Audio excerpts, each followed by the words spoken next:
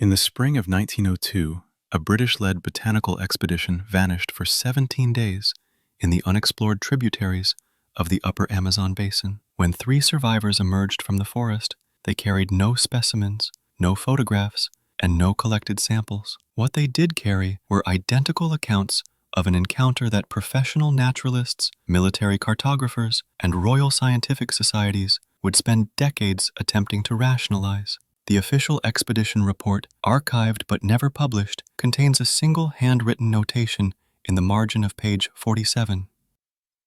Movement patterns inconsistent with known megafauna. Displacement signature suggests mass equivalent to adult bull elephant. Stride mechanics unclassifiable. This is the reconstruction of what the evidence suggests actually happened in those 17 days. The expedition departed from the Naus on March 12, 1902, under the leadership of Dr. Edmund Hartley, a Cambridge-trained botanist with previous experience in the Malayan Peninsula and East African highlands. The team consisted of 8 members: Hartley, 2 assistant naturalists, 1 cartographer, 1 expedition photographer, and 3 contracted indigenous guides from the Ticuna people. The stated objective was to catalog previously undocumented plant species along the Rio Havari and its unnamed western tributaries, an area where European penetration had been minimal and largely confined to rubber trappers who rarely documented their findings. The region they entered was pre-Columbian forest, old growth that had never been cleared, where tree canopies formed a roof so dense that the forest floor existed in perpetual twilight even at midday. Humidity held above 90%. Temperature remained locked between 78 and 84 degrees Fahrenheit, regardless of sun position. The air itself had texture, thick, vegetal, loaded with spores and moisture that left a film on metal instruments within hours. Sound behaved strangely here.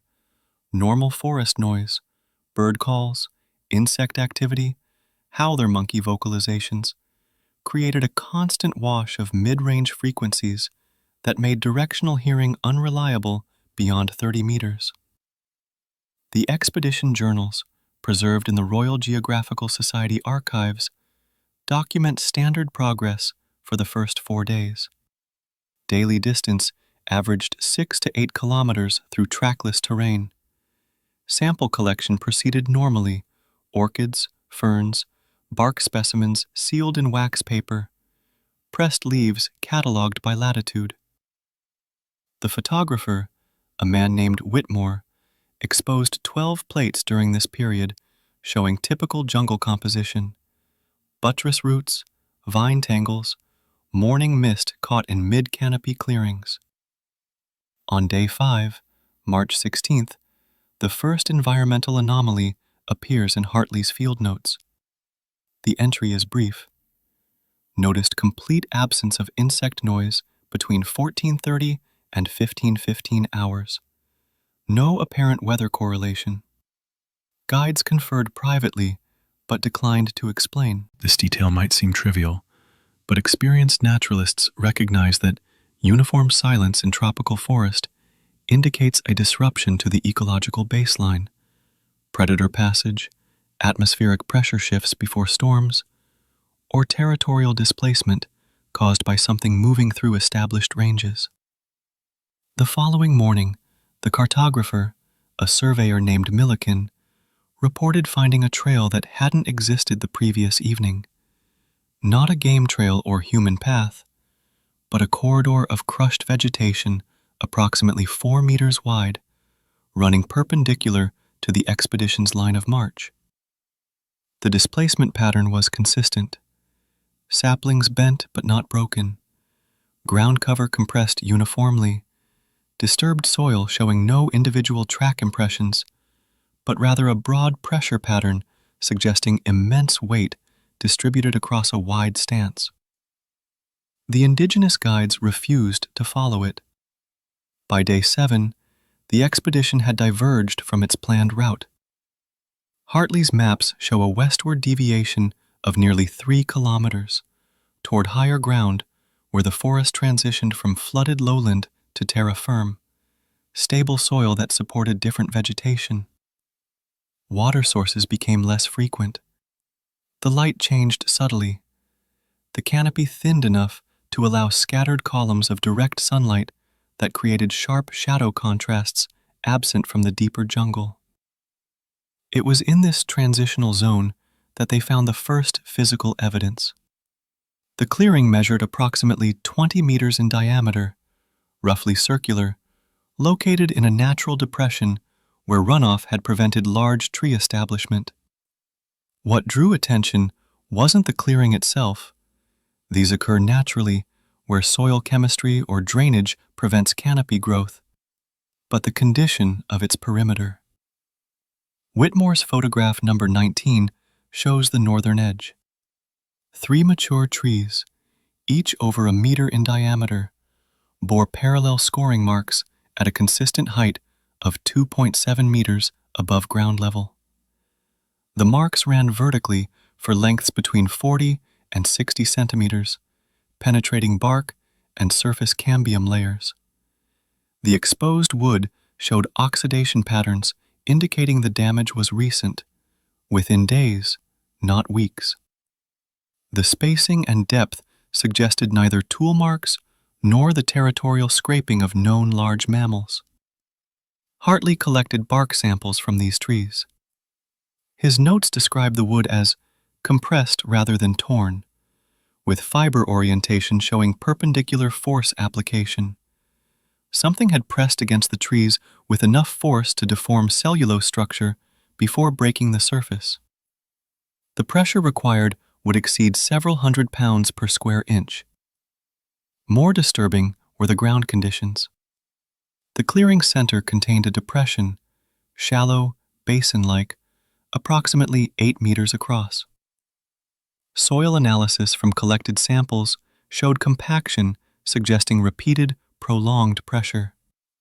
Not the hoof prints of tapir or peccary, not the pad marks of jaguar.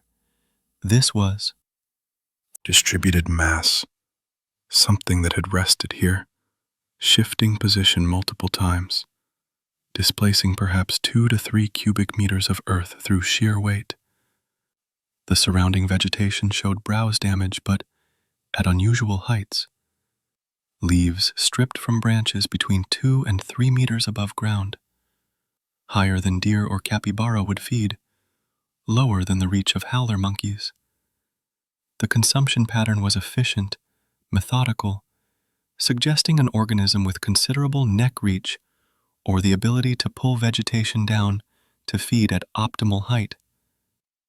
That night, March 18th, the first sound event occurred. Hartley's journal entry is detailed but carefully worded. At approximately 22:40, during first watch, heard vocalization unlike anything catalogued in zoological literature. Not continuous, but periodic. 7 distinct vocalizations over 23 minutes. Origin direction, northwest. Estimated distance 200 to 300 meters. Frequency characteristics: low register, below 100 Hz, with resonant quality suggesting large throat structure. Not roaring or growling, but something closer to exhalation patterns, each lasting 4 to 6 seconds with falling pitch at termination. Indigenous guides immediately extinguished fire and maintained complete silence until dawn. Sound below 100 Hz travels differently than higher frequencies. It penetrates rather than bounces, passing through vegetation and even human bodies as much as ears. At these frequencies, the listener feels as much as hears: a vibration in the chest cavity, a pressure against eardrums, a physical awareness of something generating the sound waves. The second assistant naturalist, a man named Portsmouth, noted in his separate journal that the sound reminded him of whale song he'd heard while crossing the Atlantic, but projected through air rather than water, and carrying something of intelligence rather than simple communication. Dawn revealed tracks, not in the clearing itself, where soil was too disturbed to preserve detail, but along a game trail the team had crossed 2 days prior. The impressions were deep, pressed into clay soil hard enough to retain sharp edges despite tropical humidity. Each print measured approximately 70 centimeters in length, showing 3 distinct weight-bearing points arranged in a triangular pattern. The stride length measured between 1.9 and 2.2 meters, suggesting bipedal locomotion with a gait that alternated between walking and something else. The prints appeared in pairs, then vanished for stretches of 4 to 5 meters, then resumed. Milliken, the cartographer, had military survey experience. His sketch of the track includes measurements and a critical notation. Weight distribution indicates forward-leaning posture. Stride mechanics suggest either alternating bipedal gait or bipedal motion with supplementary ground contact from anterior limbs during faster movement. Total weight estimate, 2,800 to 3,200 pounds, based on depth and soil type. Over the following 2 days, the evidence accumulated in a pattern suggesting not random encounter, but systematic tracking. The expedition found feeding sites, clearings where vegetation had been stripped in circular patterns, always with the same height profile. They found resting depressions similar to the first but smaller, suggesting temporary stops rather than overnight positioning. They found trees bearing the same parallel scoring marks, always oriented toward the expedition's previous camps, always at approximately the same height. Most significantly, they found scat. Hartley collected 3 samples, each weighing between 4 and 6 pounds, composed of partially digested plant matter mixed with fragments of what appeared to be bone, small vertebrae, ribs from animals the size of rodents or ground birds. The samples were still warm when discovered. The deposit location was less than 200 meters from the expedition's morning camp position. Something with the feeding habits of a large herbivore, the digestive system to process both plant matter and supplementary animal protein, and the size to leave traces visible from meters away, was moving in parallel to the expedition's route, maintaining approximate distance while leaving increasingly obvious signs of its presence. On the evening of March 21st, 10 days into the expedition, the indigenous guides abandoned the team during the night. They left no note, took only personal effects, and departed with sufficient silence that none of the European members woke during their exit. Their absence was discovered at dawn. Hartley's journal entry is stark. Guides departed sometime after midnight, cannot proceed without local navigation knowledge. Team consensus, attempt return to Javari main channel using Milliken's survey maps and compass bearings. That same morning, Whitmore reported his camera equipment had been disturbed during the night. The heavy wooden tripod, weighing over 30 pounds, had been moved approximately 4 meters from where he'd secured it, carefully placed on its side parallel to the tree line rather than knocked over. The leather equipment case, unopened but relocated, sat exactly 2 meters away in line with the tripod. Nothing was damaged, nothing was taken. But something had entered the camp, moved among sleeping humans, interacted with their equipment, and departed without triggering any awareness among trained naturalists accustomed to sleeping in wilderness conditions. The return journey began March 22nd under rapidly degrading conditions. Milliken's compass bearings conflicted with terrain features, slopes that shouldn't exist according to survey maps, streams flowing in unexpected directions, elevation changes that required hours to traverse, despite appearing minimal on cartographic projections. The Amazon played its oldest trick, making the familiar strange, turning a mapped route into an unknowable labyrinth where each day's progress seemed to circle back on itself. By afternoon of the second day, Portsmouth was showing signs of fever. Hartley's medical notes describe symptoms consistent with malaria: elevated temperature, joint pain, periodic chills despite ambient heat. Pharmaceutical quinine supplies were sufficient, but required the patient to remain relatively still. making forced march pace increasingly difficult. That night, camped in a shallow ravine for wind protection, the team experienced the first sustained contact event. It began with smell, an odor that moved through the camp like a passing cloud, there for perhaps 90 seconds before dissipating. Multiple journal entries describe it using similar terms: reptilian, organic decay mixed with something green, the smell of a pond covered in algae but concentrated. Not the sharp ammonia of predator urine marking, not the sweet rot of carrion, but something between biological, recent, coming from a living source rather than dead tissue. Then came displacement. Milliken, on second watch, reported seeing movement in the tree line approximately 20 meters from camp. His description is detailed. Vegetation moved in a continuous line for perhaps 10 meters, at height ranging from ground level to approximately 4 meters, moving left to right relative to my position.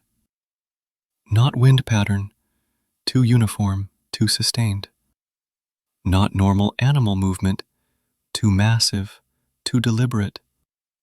The progression suggested something large working its way parallel to camp, maintaining steady pace, generating enough physical displacement to bend substantial vegetation without breaking it. He did not call out, did not wake others. By his own admission, something in the movement pattern communicated awareness that precluded human interaction. This was not something to startle or confront, but something to allow passage while maintaining complete stillness. The following morning revealed more direct evidence. The camp's perimeter, a roughly circular area about 15 meters in diameter, where the team had cleared ground cover for sleeping space and equipment storage, had been circumnavigated during the night.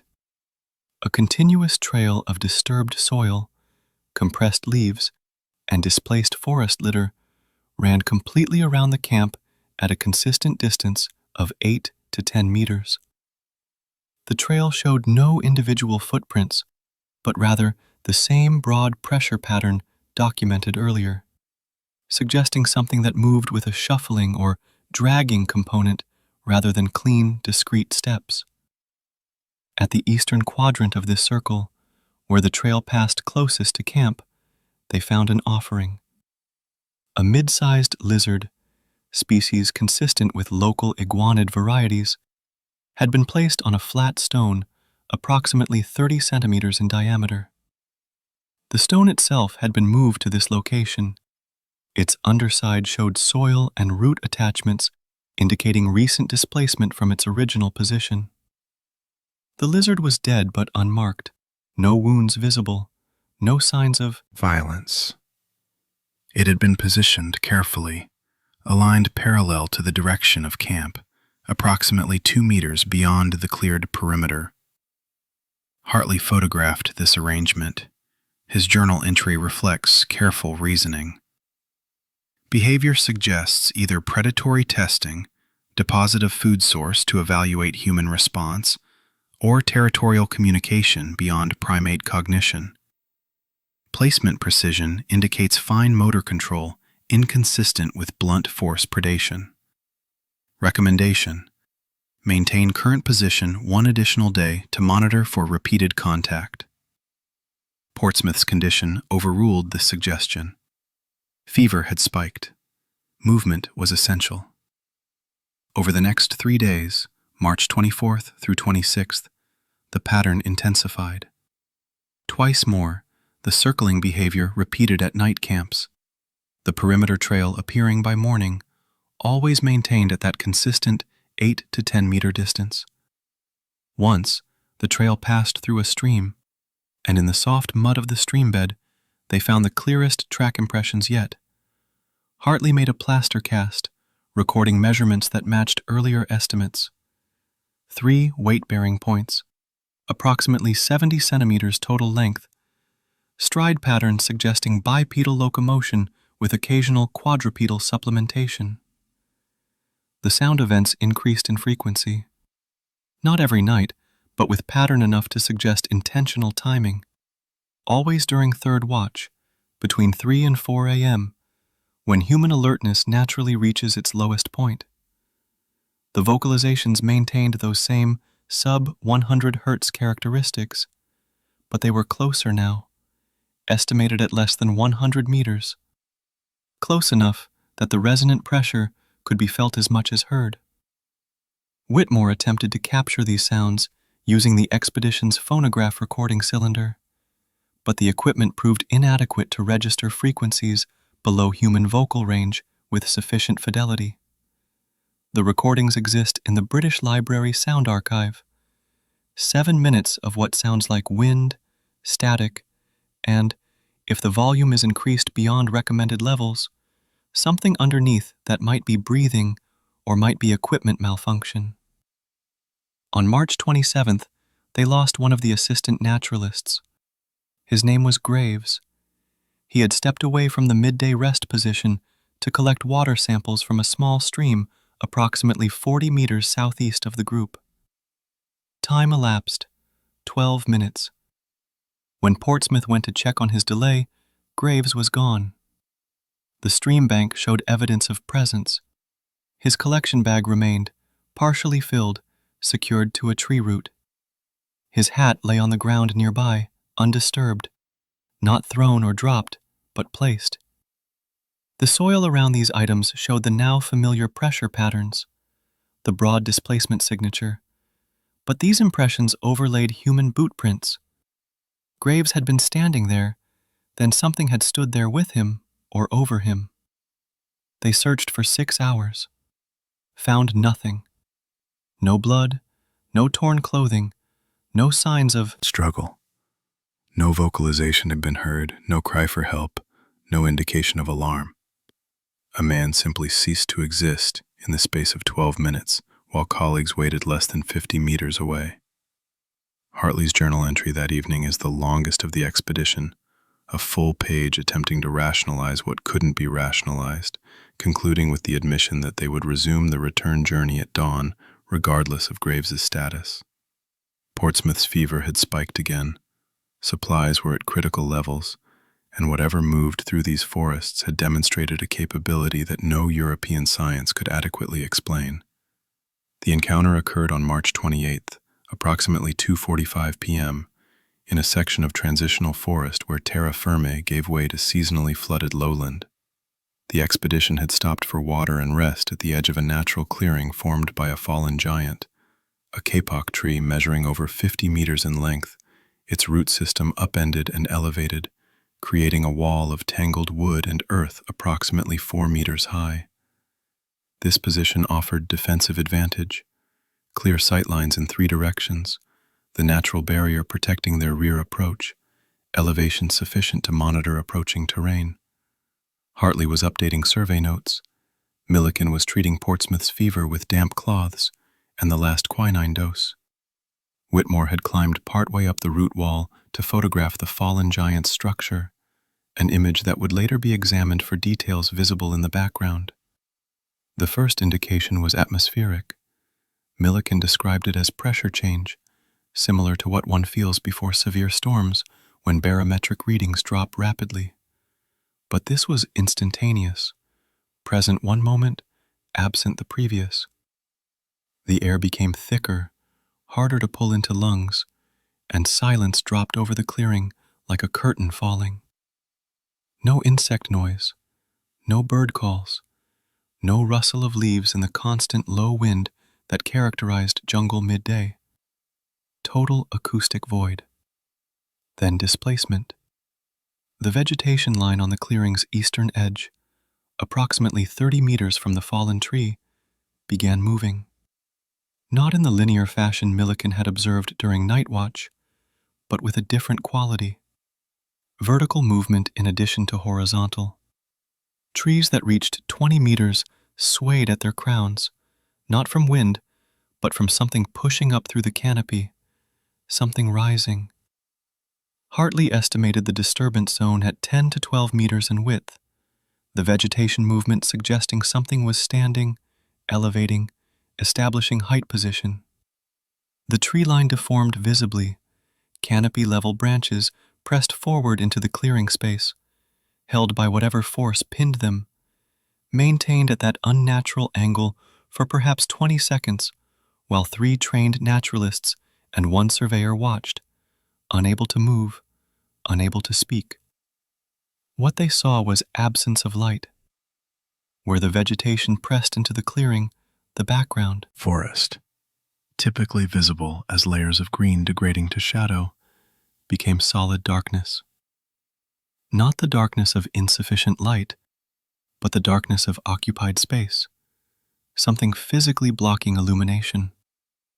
The silhouette, if it could be called that, showed no defined edges, no clear outline, only the presence of mass large enough to block background detail across a width of what Millikan later calculated at approximately 4 meters, reaching to a height where canopy prevented accurate measurement, somewhere above 6 meters, perhaps significantly above. Whitmore raised his camera. The motion seemed to trigger response. The pressure in the clearing doubled.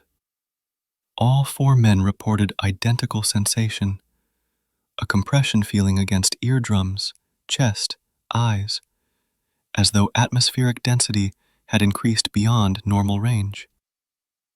The silhouette shifted.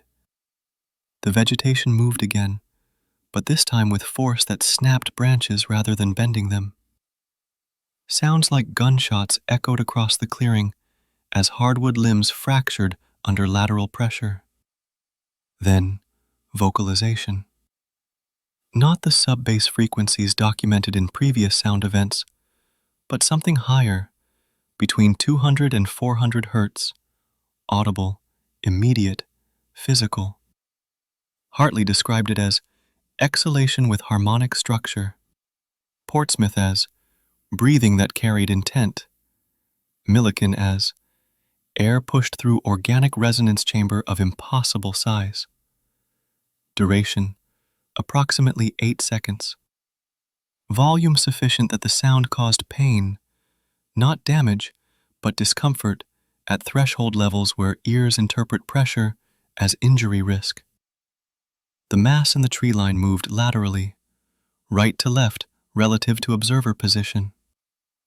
The vegetation disturbance tracked northward along the clearing's perimeter, maintaining that same vertical displacement at canopy level. The darkness shifting position while the broken branches remained as evidence of where it had stood. Speed was deliberate, not rushed, consistent with an organism moving under complete control rather than fleeing or attacking. Millikan noted that the movement pattern suggested weight. Each progression showed a settling phase, a moment where trees compressed downward before the mass transferred forward. Like watching someone walk through shallow water, seeing the displacement waves before seeing the walker. Whitmore's camera clicked. The shutter sound, mechanical, artificial, human, seemed to pierce the atmospheric pressure like a needle. The movement stopped. The darkness in the vegetation held position for 3 seconds, 4, 5. Then came a sound none of them could adequately describe in later testimony. Air moving through organic structures in a pattern that suggested communication, or perhaps warning. Not vocalization, but respiration with complexity, with rhythm, with something approaching intentional modulation. Then it descended. The canopy-level displacement dropped. The darkness compressed downward into ground-level vegetation, and the entire eastern tree line exploded with motion as something massive moved away from the clearing at speed that contradicted its apparent size. Trees shook, lianas whipped. A flock of parrots erupted from somewhere in the disturbance zone, their alarm calls finally breaking the acoustic void.